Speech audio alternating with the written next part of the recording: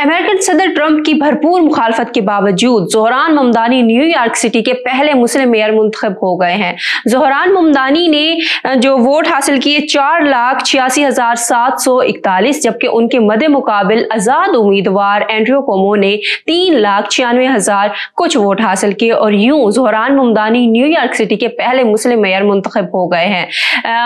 Elon Musk और Trump की जानिब से ज़ोहरान ममदानी की न्यूयॉर्क के लिए मेयरशिप की सीट की जो इंतखाबात उसकी भरपूर मुखालफत की गई, लेकिन उसके बावजूद आज ज़ोहरान ममदानी ने जीत का जो खिताब करते हुए उन्होंने कहा कि ये पहली बार है और ये पहला मौका है जब आप आने वाले दिनों में न्यूयॉर्क या अमेरिका में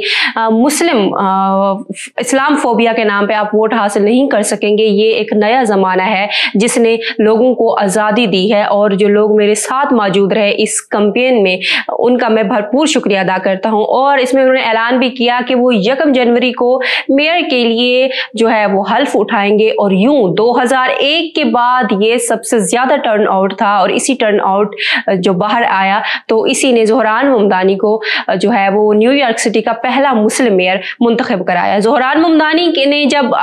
ऐलान किया था मेयरशिप के लिए तो उनकी भरपूर मुखालफत की गई और ये जो मुखालफत है ये ट्रंप के सामने से भी सामने आई थी, क्योंकि ज़ोहरान ममदानी ने गजा और फ़लस्तीन के मुसलमानों के लिए भरपूर आवाज़ उठाने का वादा भी किया था।